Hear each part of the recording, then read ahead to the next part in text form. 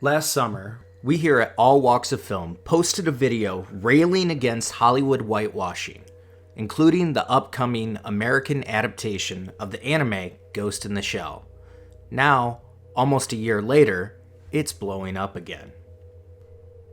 To be clear, the response was pretty loud last year when it was announced that the Major would be played by the very, very Caucasian Scarlett Johansson. The Stop Whitewashing Asian Characters online petition is just short of its 110,000 signatures throughout the year, and it's still climbing. In the past couple weeks, a lot of information has come out about the film.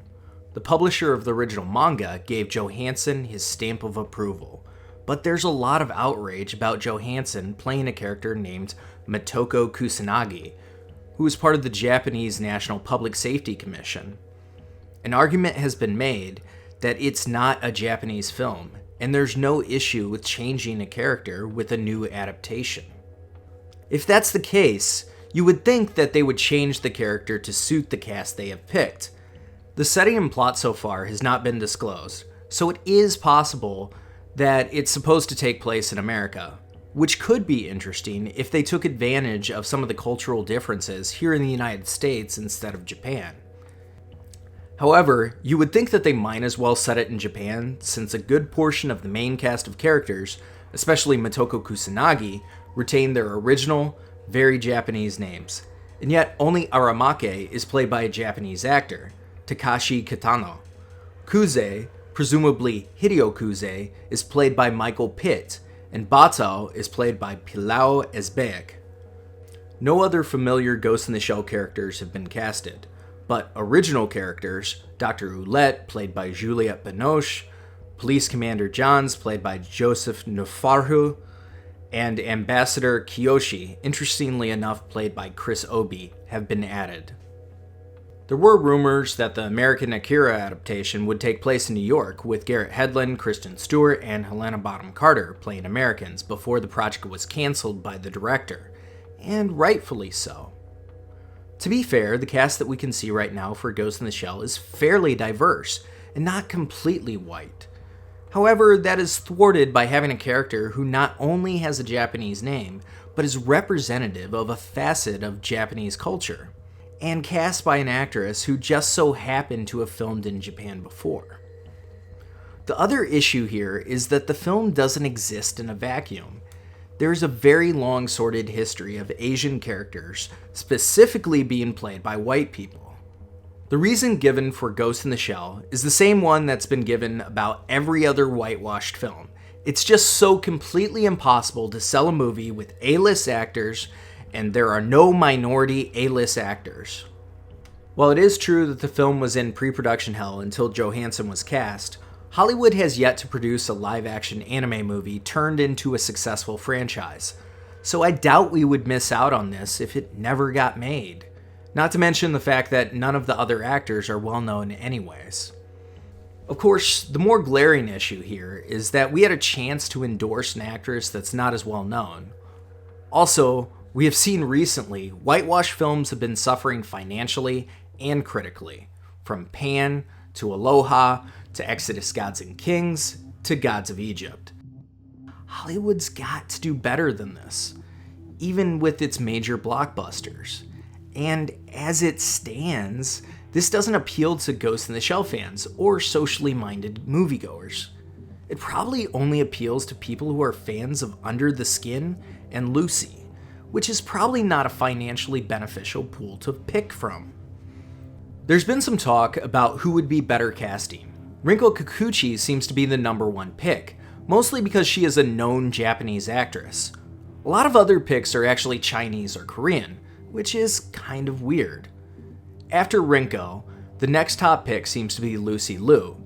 Even in Kill Bill, Lucy Liu was expressly part Chinese, and having her play a Japanese character is somewhat off-putting. The only time, that I know of, that she has played a Japanese character is a voice actress for American dubs. Another actress who has been considered is Doona Bae from Cloud Atlas, who's obviously Korean.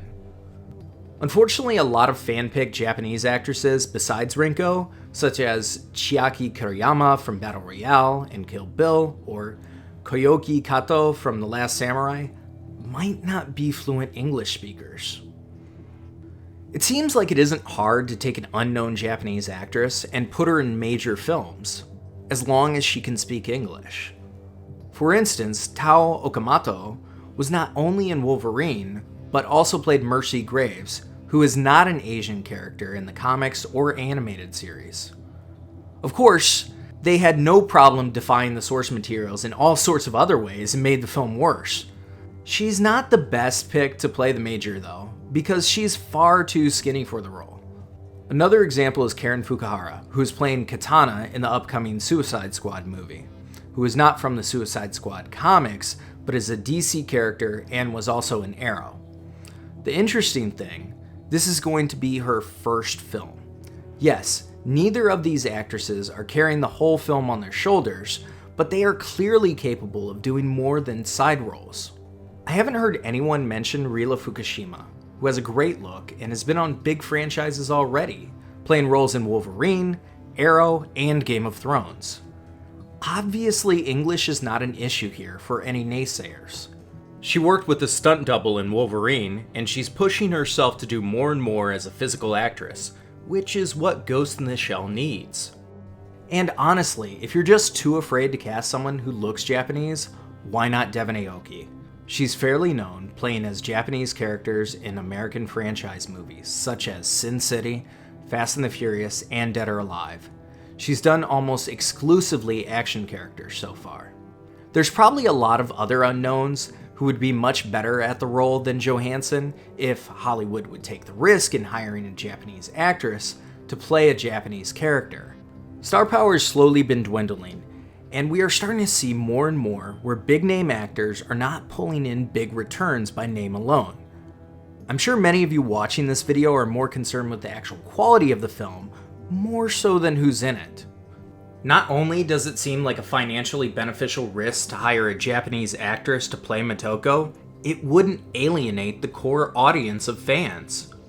However, that being said, names are often synonymous with culture, more so than race. Based on this notion alone, it is easy to see how Japanese people and fans of the franchise might find it insulting to maintain the name, while stripping the cultural identity that she has, even if it is just a shell of humanity.